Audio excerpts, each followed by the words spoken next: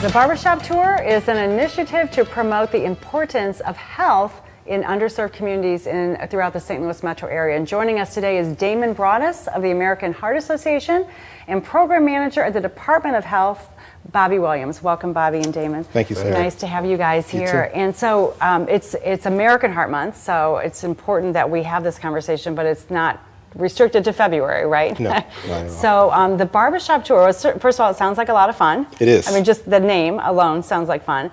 But what you guys are doing is something really important throughout St. Louis. So tell us about that. Right. So 100 Black Men of St. Louis, Lenny Harrison specifically, he started this about 10 years ago. He's brought on St. Louis University, Dr. Keon Gilbert and Dr. Stephanie McClure, also UMSL, Dr. Sheila Grisby, and also the City of St. Louis Department of Health, and also the American Heart Association.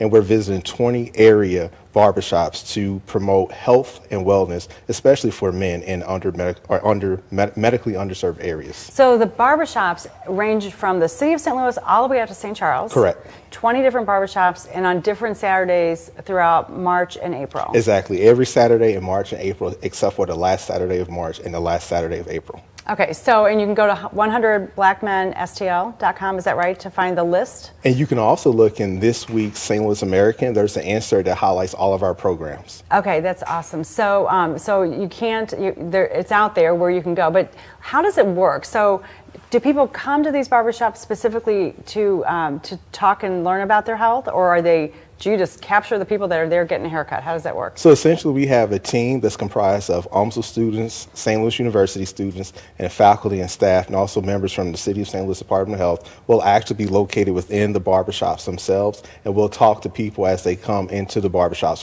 for regular services. We actually had a training with the owners of the barbershops a few weeks ago, and they helped us to outline how our approach should be, and also we're also providing training to the students as well as how they should approach individuals to get them to open up and talk about their experience with health. So in the past, and you've been doing this for 10 years, do you find that people are pretty open about learning about their health or talking about their tests or being screened right there? I am so glad, sir, you asked about that, because historically men are 50% less likely to go to a healthcare professional for a physical. So men can be challenging. If we think about our childhood, when something happened to a boy as opposed to his sister, there was a lot of attention given to the young girl as far as a Band-Aid, cuddling, care, which is all great and that's needed, but not so much for boys. Boys generally hear things like be a man or be my little tough guy. And so this is indwelt within us as we get older, which makes it harder for us to really open up and talk about our bodies and the health of our bodies. So we have to get past this pseudo-machismo persona, so to speak, so that men are more open about addressing their healthcare needs. That's interesting. I didn't think of it as being started. It's cultural in our families, starting with little boys. I never really had thought about that. That's very interesting. So, Damon, let's talk about the American Heart Association. And what are some things that you find that our population is not attuned to in terms of heart health, and how can we prevent heart issues? Well, really what Bobi just shared in regards to awareness, that's really our main mission when we're talking about building a culture of health, where the healthy choice is the easy choice. We may be aware that we can do some things differently, but taking that action and following through on that action. So with the BarberShop Tour, for example, we're meeting people where they are.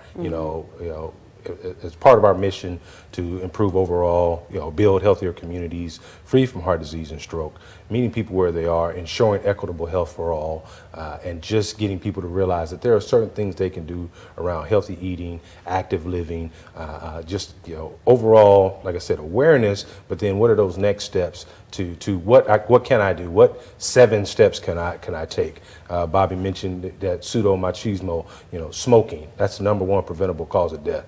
Stop smoking. That is a primary cause that leads to heart disease and stroke. Or a preventable cause, I should say, that leads to heart disease and then and heart disease being the silent killer, people don't realize. They may, think it's older people or obese people that's who's most likely to have heart issues, but that's actually not always the case. That is exactly true. When you talk about the silent killer, and with the new blood pressure guidelines, there's a new definition of what elevated or high blood pressure is and what that looks like. That's part of that awareness. Untreated normal blood pressure is 120 systolic, which is the top number, and then 80 diastolic, which is the lower number.